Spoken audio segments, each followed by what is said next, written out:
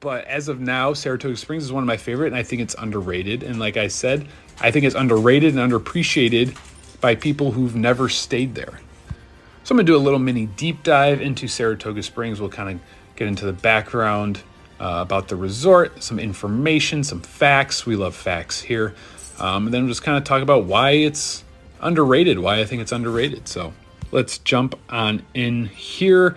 It opened in 2004 in a few different phases, and that kind of matches up with my timeline of my aunt buying the vacation club. I want to say in like 2004 or 5.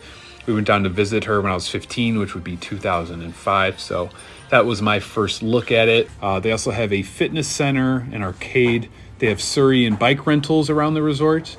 They have a basketball court, tennis court, and they have like a community hall area that they call it, which they have like activities for like kids and like arts and crafts and movies and stuff. And then they also have the Lake Buena Vista golf course is kind of shared on the property as well. So just want to kind of dive into that a little bit. The fitness center, I got to talk about it. If you guys know me, you listen to me, you follow me, I love working out. I love fitness. My wife loves fitness. She has a fitness Instagram page. Like, she's so good at all of her like posts and training and everything. We love working out. When we go to Disney, we like to work out. We like to work out on vacation. We're those people, Working out for us, it's not a chore, it's something that helps us deal with stress. It helps us feel better, and we just love it. We love working out. We love, kind of trying to improve our bodies and our mindsets and everything. And that's part of the reason why we're together, is that we were both into fitness. So when we go on vacation, we like to work out. And when before our trip, like, I was talking up the fitness center so much. Like, I'm so glad it lived up to her expectations, because the last time I was there, my buddy Chris came with me, and he's another workout guy. And I'll never forget, like, one day, we go to the parks, we get back to the resort, it's like midnight. We're like 23, 24 years old. We're like, hey, we're on vacation, we got some energy, let's go get a workout in. So we walked down to the fitness center at midnight and had a hell of a lift. And the fitness center is great. It's open 24 hours. It's super clean. It's super nice. It's big. They have every machine that you would need to have a good workout. Plenty of cardio and treadmills and stuff. Plenty of dumbbells and free weights. Plenty of machines. And everyone I've taken there, my buddy Chris, my parents, my sister, who are, they like, working out casually. My wife, she's into fitness. Like, it's a great fitness center. It's not your standard typical hotel gym. I think you guys, we've all been in a hotel gym where it's 2 treadmills and a yoga mat. What else we got? The pools are great. The main pool is like the 0 entry. It has a water slide.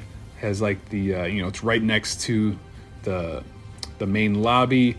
Has 2 hot tubs at the main pool, which is great, because after a long night of or long day of walking in the parks, even though it's like 95 degrees out, sometimes you just got to sit in the hot tub. It helps heal the muscles, helps get rid of the soreness, feels good. They have like smaller pools scattered around like the different buildings. Where we stayed last year, it was perfect. We had our own kind of little pool. We had a bar at the pool. Love having the refillable mug station right there. So every time we'd go to the pool, I would be able to fill up my mug with water, lemonade, Coke, whatever I wanted. What I loved most about it was that they weren't enforcing the pool hours. Some Disney pools, they lock the gate, you can't get in, or they'll shoo you out. There were plenty of times last year where we would get back from the parks at like midnight. The pool was still open, so we'd kind of just walk down, maybe hang out in the hot tub, put our feet in the hot tub, hang out by the pool. Saratoga Springs, yes, I know it's not a park, but Disney Springs, you could walk there. We walked there, probably 3 or 4 times. And if you don't want to walk, you could take a boat. I know the walk can be, depending on where your building is, it could be a little bit of a hike, but I think it took us, maybe like 15 minutes or so, 15, 20 minutes. And there was like kind of two ways you could walk. Like the first day we didn't know, so we walked the longer way that kind of takes you to, what is it, like the marketplace side over there, kind of by World of Disney, Earl of Sandwich, like that way. You're kind of like walking along like the busy street there.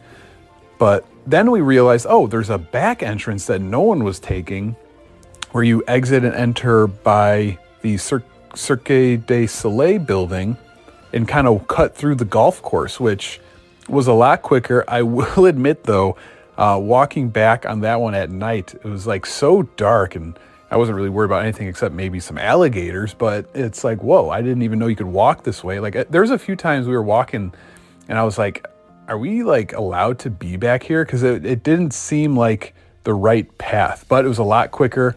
You kind of just cut through like behind the golf course.